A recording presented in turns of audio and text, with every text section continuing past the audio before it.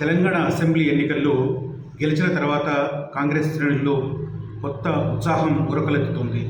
అదే ఉత్సాహంతో ఒక మాస్టర్ స్ట్రోక్ కొట్టడానికి కాంగ్రెస్ నేతలు రెడీ అవుతున్నట్టుగా ఇప్పుడు తాజాగా సమాచారం అందుతుంది. ఏంటి ఈ మాస్టర్ స్ట్రోక్? అసెంబ్లీలో 64 మంది సభ్యులు, అదే రకంగా తమ మద్దతుతో గెలిచిన సిపిఐ నుంచి సాంబశివరావు మొత్తం మీద 65 మంది సభ్యుల బలం ఉంది. అదే రకంగా మెల్లిమెల్లిగా బీఆర్ఎస్ పార్టీకి సంబంధించిన ఎమ్మెల్యేలు కూడా కాంగ్రెస్కు దగ్గరకు చేరుతున్నారు అన్న ఊహాగానాలు కూడా పెద్ద ఎత్తున వినిపిస్తున్న పరిస్థితి. ఈ నేపథ్యంలోనే రాజ్యసభ ఎన్నికల నగారా మోగింది. ఫిబ్రవరి 27వ తేదీన రాజ్యసభ ఎన్నికలు జరగబోతున్నాయి.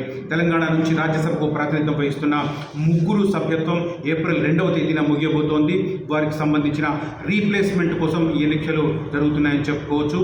ఈ నేపథ్యంలోనే ప్రస్తుతం శాసనసభలో ఉన్న బలాబలాల ప్రకారం, ఎమ్మెల్యేల బలాబలాల ప్రకారం కాంగ్రెస్ పార్టీ 2 రాజ్యసభ సీట్లను, అదే రకంగా బీఆర్ఎస్ పార్టీ 1 రాజ్యసభ సీటును దక్కించుకునే అవకాశం కనిపిస్తుంది. ఈ నేపథ్యంలోనే కాంగ్రెస్ పార్టీకి రాబోతున్న 2 రాజ్యసభ సభ్యులకు సంబంధించి ఒకటి ఏఐసిసి కోటా ఉంటుంది, ఒకటి పిసిసి కోటా ఉంటుందని చెప్పుకుంటున్నారు. నిజానికి ఇది మ్యాండేటరీ ఏం కాదు, కానీ కాంగ్రెస్ పార్టీలో అలా కొనసాగుతూ వచ్చింది. జాతీయ పార్టీ కాబట్టి జాతీయ స్థాయిలో ఎవరినైనా రాజ్యసభలో అకామిడేట్ చేయాలనుకుంటే వారికి బలమున్న రాష్ట్రం నుంచి వారిని రాజ్యసభకు ఎన్నికయ్యేలా ఆ పార్టీ చూస్తూ వస్తుంది. అదే రకంగా మరో జాతీయ పార్టీ బీజేపీ కూడా అదే విధానాన్ని మనం పాటిస్తూ వస్తున్న పరిస్థితిని చూస్తూ ఉన్నాం. తాజాగా తెలంగాణ నుంచి కాంగ్రెస్ పార్టీ తరఫున 2 రాజ్యసభకు ఎన్నికయ్యే అవకాశం ఉంది, ఆ పార్టీకి ఉన్న ఎమ్మెల్యేల సంఖ్యాబలం కారణంగా. ఈ నేపథ్యంలోనే ఏఐసిసి కోటా నుంచి శ్రీమతి సోనియా గాంధీని తెలంగాణ నుంచి రాజ్యసభకు పంపాలని కాంగ్రెస్ పార్టీ యోచన చేస్తున్నట్టుగా తెలుస్తుంది. దీన్ని పొలిటికల్ అనలిస్టులు ఎవరైతే ఉన్నారు, రాజకీయ పరిశీలకులు ఒక మాస్టర్ స్ట్రోక్గా అభివర్ణిస్తున్నారు. తెలంగాణ నుంచి సోనియా గాంధీ కనుక రాజ్యసభకు ప్రాతినిధ్యం వహిస్తే దాని ఇంపాక్ట్ లోక్సభ ఎన్నికల మీద ఖచ్చితంగా ఉంటుంది. తమకు మరింత సానుకూలంగా లోక్సభ ఫలితాలు వచ్చే అవకాశం ఉంది, లోక్సభ ఎన్నికల ఫలితాలు వచ్చే అవకాశం ఉందని కాంగ్రెస్ పార్టీ నాయకులు బాగా పెద్ద ఎత్తున చెప్పుకుంటున్న పరిస్థితి. ఈ నేపథ్యంలోనే టీపీసీసీ ఒక తీర్మానం చేసింది. గత 2 నెలల్లో 2 తీర్మానాలుగా చెప్పుకోవచ్చు. ఒకటి ఏమో ఖమ్మం నుంచి కానీ లేదా నల్గొండ నుంచి కానీ లోక్సభకు సోనియా గాంధీ పోటీ చేసే రకంగా ఒక రిక్వెస్ట్ చేస్తూ ఒక తీర్మానాన్ని ఆమోదించి ఏఐసిసికి పంపించింది టీపీసీసీ.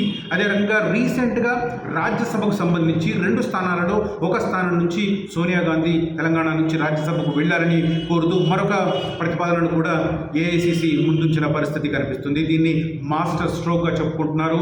సోనియా గాంధీ కనుక తెలంగాణ నుంచి రాజ్యసభకు ప్రాతినిధ్యం వహిస్తే దాని ఇంపాక్ట్ లోక్సభ ఎన్నికల్లో ఖచ్చితంగా ఉంటుంది అన్నది కాంగ్రెస్ నేతల అభిప్రాయంగా కనిపిస్తుంది.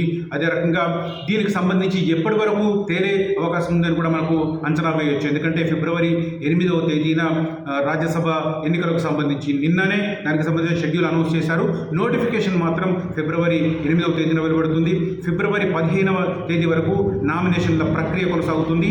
27వ తేదీన ఎన్నిక జరుగుతుంది అవసరమైతే. ఒకవేళ ఏకగ్రీవంగా ఎన్నిక పూర్తవుతుందా అనేది కూడా మనం ఊహించవచ్చు. ఎందుకంటే ఈ విషయంలో తమ పార్టీకి ఉన్న బలాలను దృష్టిలో పెట్టుకుని అభ్యర్థులను ఫీల్డ్ చేస్తాయి రాజకీయ పార్టీలు. ఈ నేపథ్యంలో కాంగ్రెస్ పార్టీ తరఫున 2, బీఆర్ఎస్ పార్టీ తరఫున 1 కనుక బరిలో నిలిస్తే ఏకగ్రీవంగా వారి ఎన్నిక ప్రకటించే అవకాశం ఉంటుంది. ఈ ఎన్నికల తంతు ఫిబ్రవరి 27 దాకా కొనసాగకుండా ముందే తీరిపోయే అవకాశం ఉంది.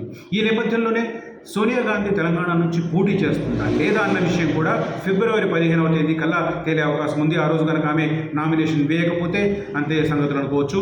ఈ నేపథ్యంలోనే కాంగ్రెస్ పార్టీ మాస్టర్ స్ట్రోక్ దిశగా వెళుతుందా లేకపోతే వ్యూహాత్మకంగా ఎలాంటి నిర్ణయం తీసుకుంటుందా అని ఇప్పుడు ఆసక్తి రేపుతున్న పరిస్థితి. ఇక తెలంగాణ విషయానికి వస్తే, తెలంగాణ రాష్ట్ర సమితి విషయానికి వస్తే ఇంకొక విషయం చెప్పుకోవాలి. ఆ పార్టీ తరఫున 3 ఇప్పుడు రాజ్యసభ సభ్యత్వాన్ని కోల్పోబోతున్నారు. వారి సభ్యత్వ కాలం ముగుస్తున్న పరిస్థితి. ఈ నేపథ్యంలో వారిలో ఒకడైన జోగినపల్లి సంతోష్ కుమార్ ఎవరైతే కేటీఆర్ కజిన్ ఉన్నారో ఆయన మళ్ళీ 2వసారి పంపిస్తాడా కేసీఆర్, లేకపోతే తానే స్వయంగా రాజ్యసభకు వెళ్తారా, ఆయన వాయిస్ జాతీయ స్థాయిలో వినిపించడానికి ఆ మార్గాన్ని ఏమైనా కేసీఆర్ ఎంచుకుంటాడా అన్నది కూడా ఒక రకమైన చర్చ జరుగుతుంది. అదే సమయంలో ఆ పార్టీకి రాబోతున్న 1 రాజ్యసభ సభ్యత్వానికి సంబంధించి మాత్రం పెద్ద ఎత్తున పోటీ ఉంది అన్న అవకాశం వినిపిస్తుంది. ఎంత పోటీ ఉన్నా కూడా కేసీఆర్ మనోగతానికి వ్యతిరేకంగా నోరు మెదిపే అవకాశం కానీ అంత ధైర్యం కానీ ఆ పార్టీలో ఎవరికీ లేదు అని చెప్పుకోవాలి. ఇక కాంగ్రెస్ పార్టీ విషయానికి విషయానికి వస్తే జాతీయ స్థాయిలో ఏఐసిసి నుంచి ఒకరు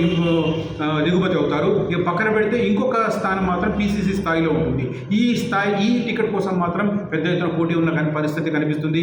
జానారెడ్డి, చిన్నారెడ్డి, రేణుకా చౌదరి, వి హనుమంతరావు ఇట్లాంటి అతిరథ మహారథులంతా ఆ ఒక్క రాజ్యసభ సీట్ కోసం ప్రయత్నాలు మొదలుపెట్టినట్టుగా తెలుస్తుంది. అయితే ఏది ఏమైనా ఈ వచ్చే 15 రోజుల కాలం మాత్రం ఈ రాజ్యసభ సభ్యత్వాలకు సంబంధించి పెద్ద ఎత్తున చర్చ జరుగుతుంది. పార్టీలు వ్యూహాత్మకంగా అభ్యర్థులను ఎంపిక చేస్తాయి అన్నది నిజం. అయితే ముందుగా చెప్పుకున్నట్టుగా కాంగ్రెస్ పార్టీ సోనియా గాంధీని ఇక్కడి నుంచి రాజ్యసభకు పంపడం ద్వారా, తెలంగాణ నుంచి రాజ్యసభకు పంపడం ద్వారా మాస్టర్ స్ట్రోక్ కొడుతుందా, ఏం చేస్తుంది అనేది మాత్రం ఆసక్తి రేకెత్తిస్తుంది.